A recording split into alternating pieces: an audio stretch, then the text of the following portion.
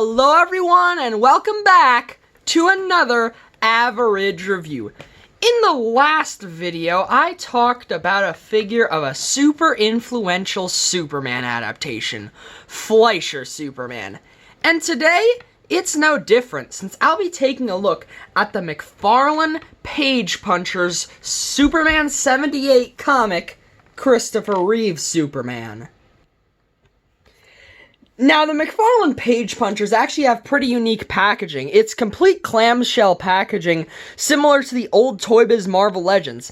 They have the DC Direct logo and Superman's name down there, molded in logos for DC and McFarlane, along with the age rating, and the fact that this includes an exclusive comic book, which, this is just a reprint of issue 1 of Superman 78, so I don't know if that counts as a unique comic, but it's a unique reprinting, so I guess that counts.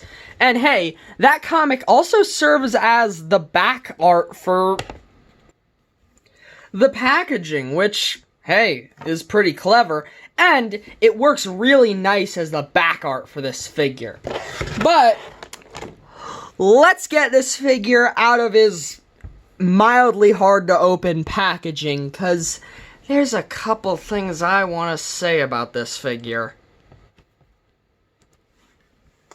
Okay, getting the figure out of the packaging, and let's get the elephant in the room out of the way. Yes, this figure has cell shading to, make it look like he's stepped straight out of a comic book, and honestly, they didn't do too bad of a job on it. I mean, the shadows, for the most part, make sense. Shadows would be cast there, depending on where the light source is. The thing is, I don't think most people, including me, want that on a figure. But there is more good, I have to say. Now, this figure shares nearly everything with McFarlane's Collector Edition Christopher Reeve Superman. And so, it shares the exact same body mold, including the pretty good likeness on the head sculpt. I mean, hey, despite the comic inking lines, that's not too bad. And hey, the body mold is pretty good, although the torso is a bit short compared to the arms and the legs. Now, you can sort of mitigate the arm issues by lifting them up a bit, but, they still seem a bit long with his torso being so short.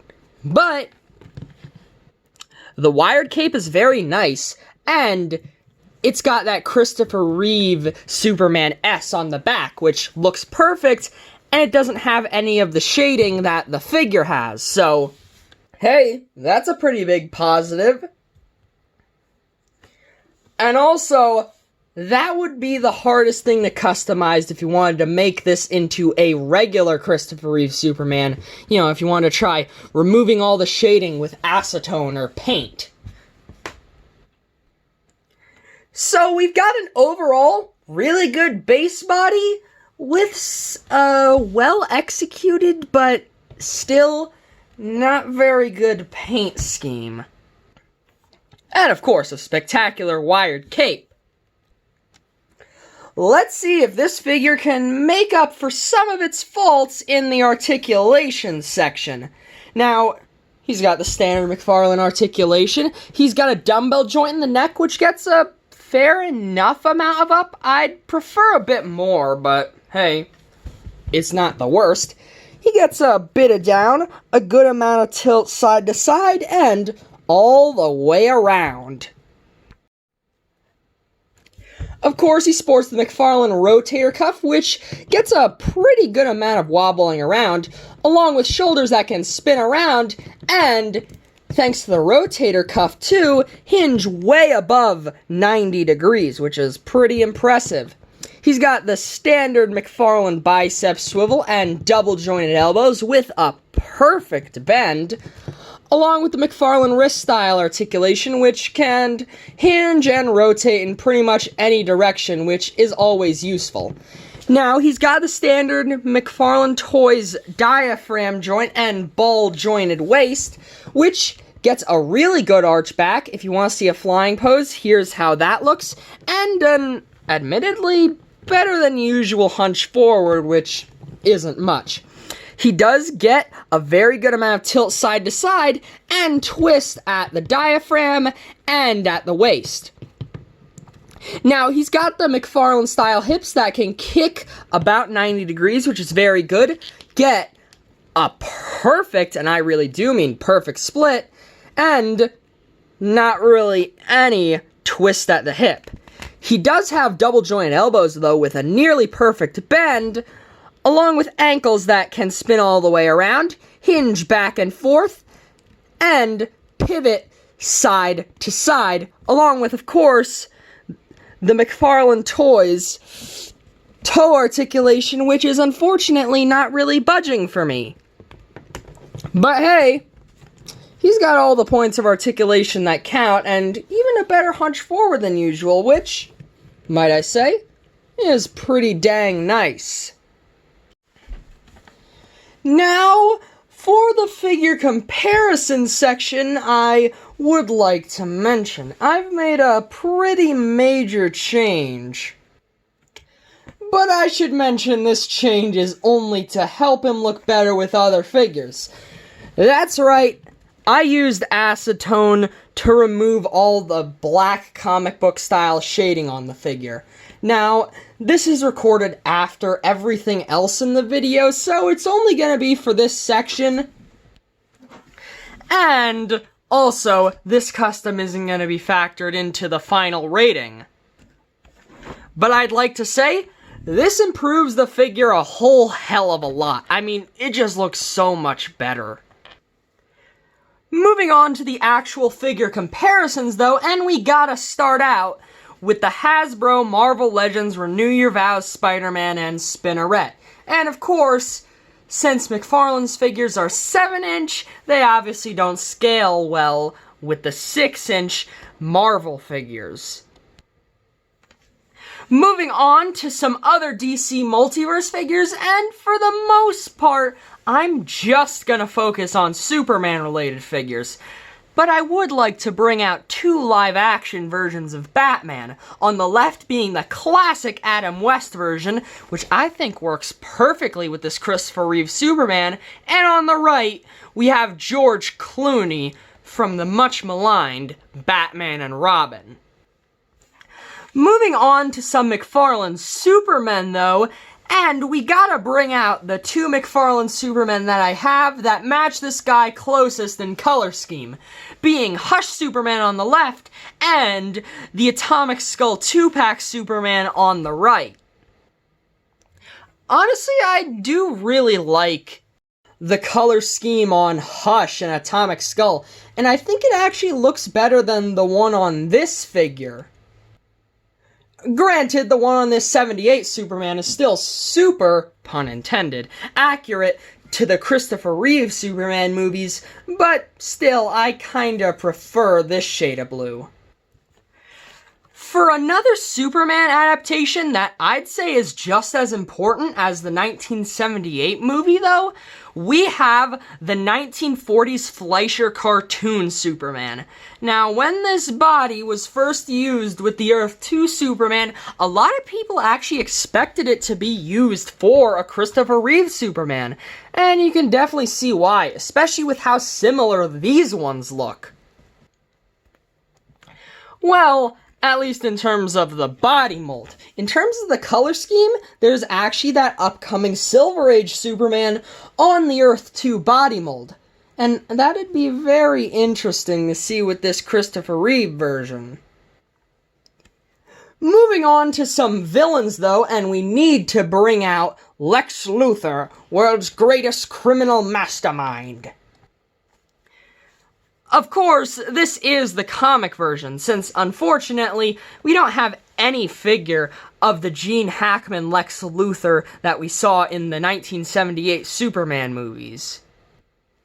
Which is a shame, because Gene Hackman was a spectacular actor, and I just hope that even though he passed away recently, that we can honor the performances he gave and the life he lived.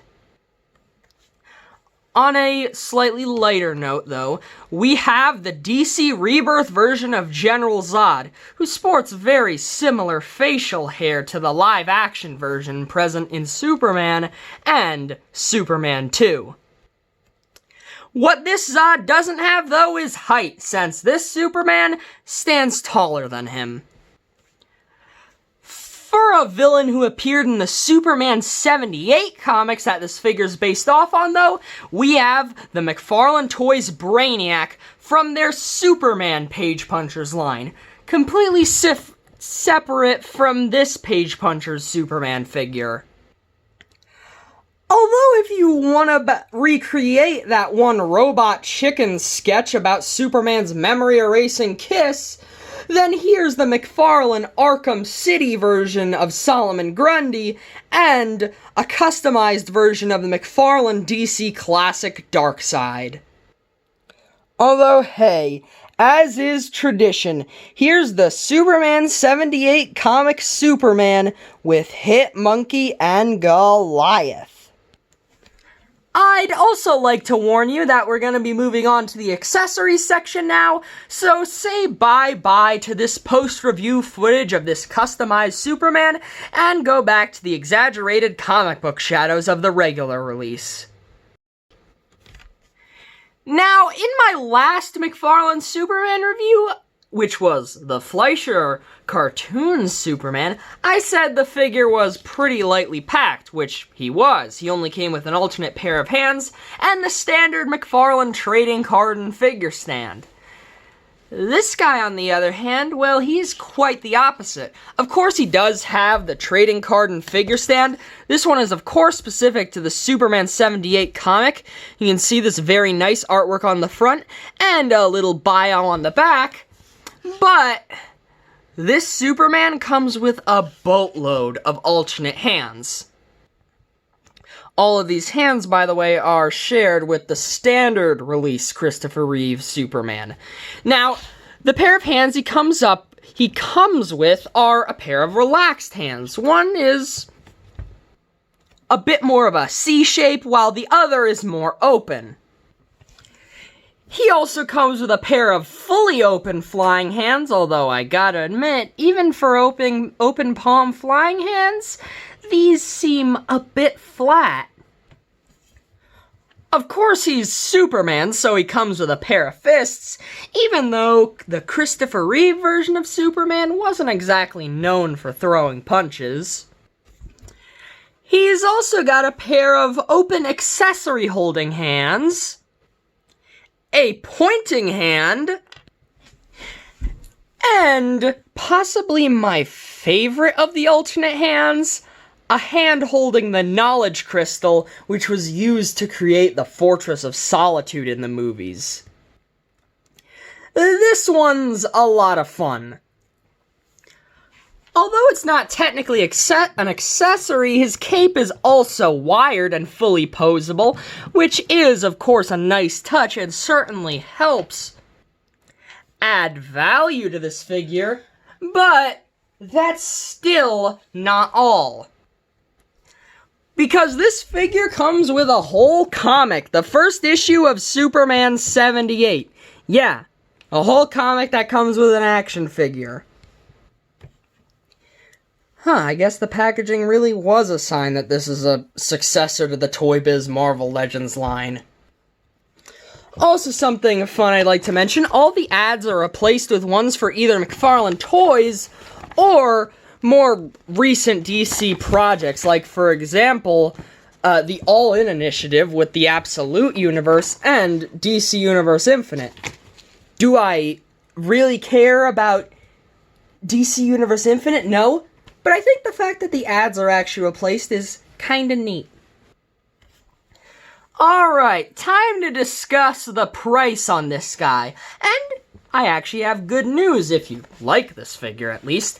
It's currently going for between $20 to $30 in box on eBay, which is pretty good considering the original retail price for this figure was $25.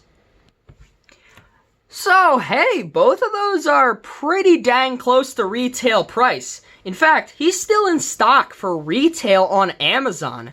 I actually found this guy in a Walmart for, well, obviously retail. It's Walmart.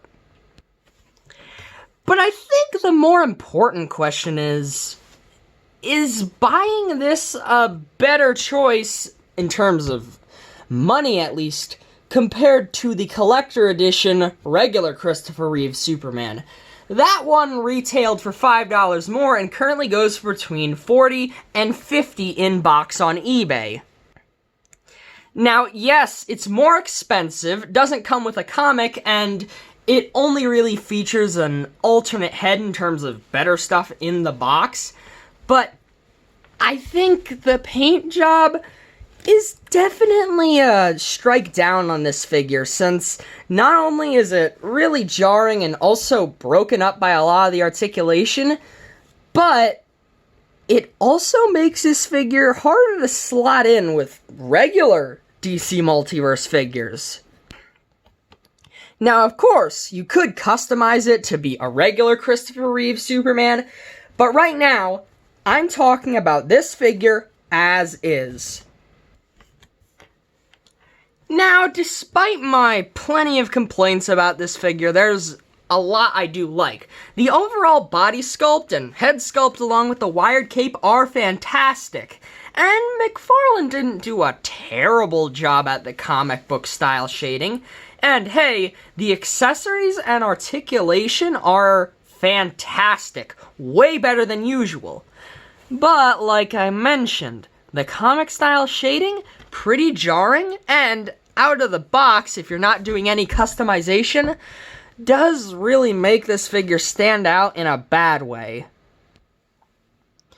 Also, the body isn't perfect. The torso seems rather disproportionate compared to the rest of the figure.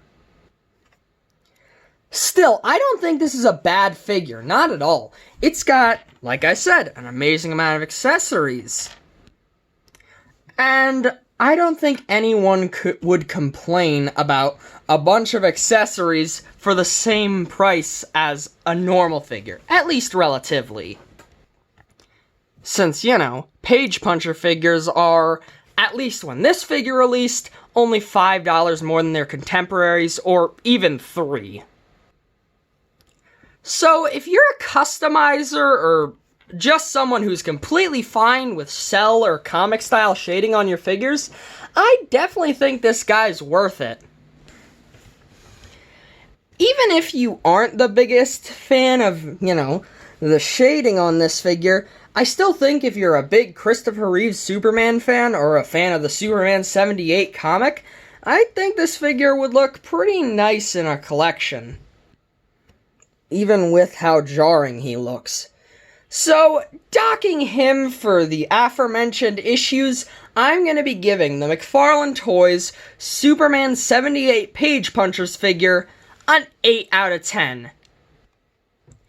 If he didn't have all the shading though, he'd definitely be bumped up to a 9, or even a 10 if I was feeling pretty dang generous.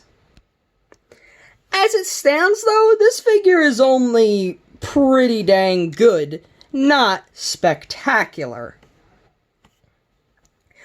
If you disagree though, then let me know in the comments below. And to all those still watching, well, have a great day, 'cause you deserve it. Bye-bye.